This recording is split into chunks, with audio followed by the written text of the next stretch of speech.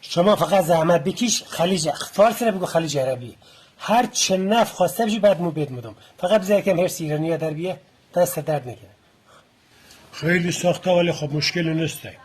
ایرانی ها ما رو خیلی اذیت کردن، ما هم خیلی ما هرسش رو در بیارم. ولی در مجموع مثلا میشه کفتر ورگی خرگوشه هر چی کار کنه واس همون خرگوشه. الان تو مشهد یک میدون هست 45 سال گذشتنش میدون بیت المقدس، ولی هنوز مردم میگن فلکه آب. اسم را که نمیشه عوض کرد. قربونت برم.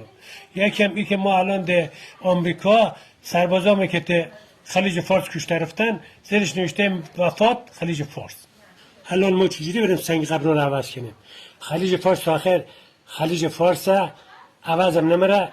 اصالت که نمیشه عوض کرد عزیزم. میشه هر وقت مشهدی ها فلکه زد را گفتن فدایان اسلام، فلکه برق را گفتن میدون بسیج، فلکه دروازه قطب را گفتن میدون توحید.